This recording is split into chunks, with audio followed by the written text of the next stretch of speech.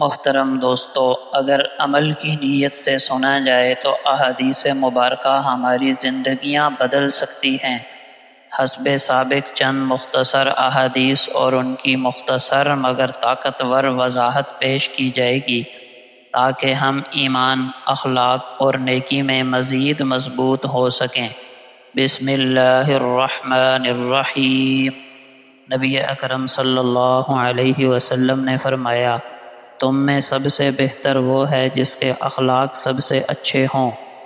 دین صرف نماز، روزہ یا دیگر عبادات تک محدود نہیں ہے۔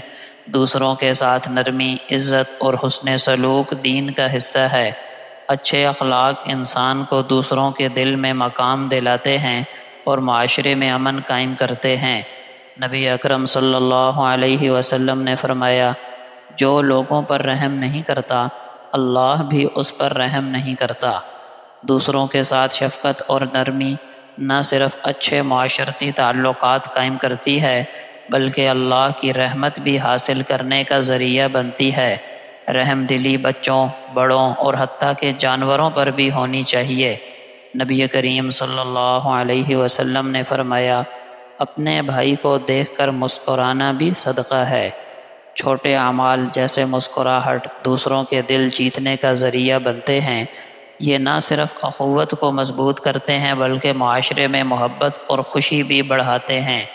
نبی اکرم صلی اللہ علیہ وسلم نے فرمایا، قیامت کے دن میرے سب سے قریب وہ ہوگا جو مجھ پر سب سے زیادہ درود بھیجتا ہے۔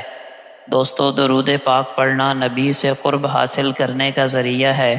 یہ دل کو سکون دیتا ہے اور قیامت کے دن شفاعت کا حقدار بنائے گا۔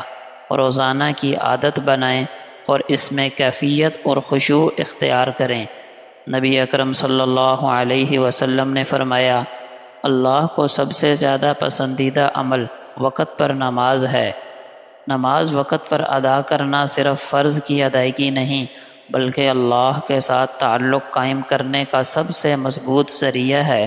پابندی وقت نظم اور اللہ کی خوشنودی دونوں کا ذریعہ بنتی ہے۔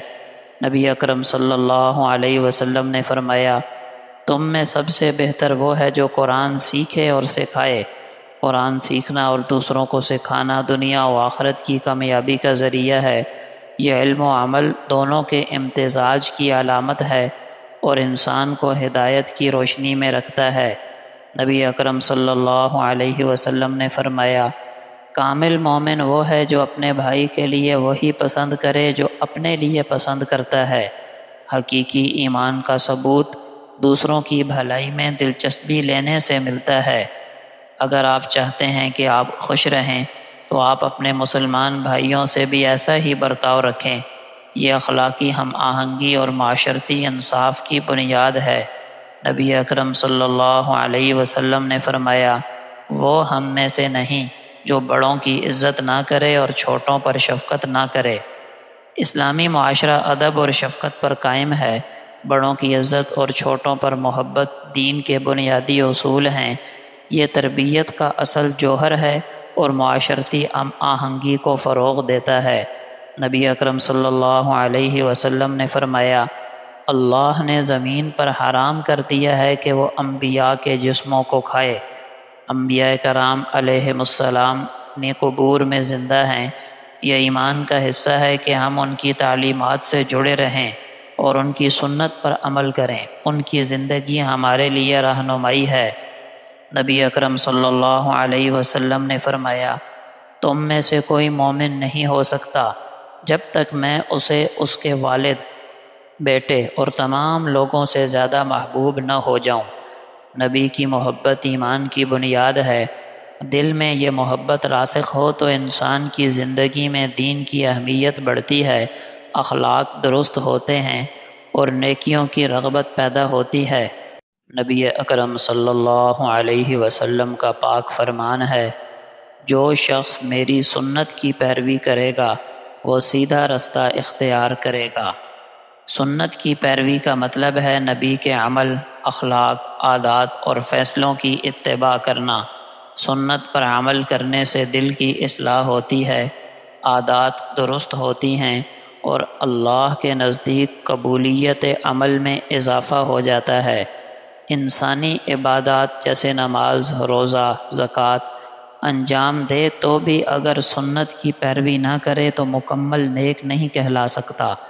روزمرہ زندگی میں چھوٹے چھوٹے عمل جیسے سلام کرنا، مسکرانا، دوسروں کی مدد کرنا اور اخلاقی معاملات میں نبی کی رہنمائی پر عمل کرنا سنت کے عملی مظاہر ہیں۔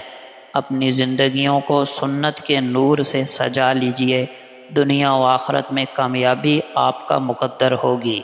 اللہ پاک ہمیں احادیث مبارکہ پر عمل کی توفیق عطا فرمائے، آمین۔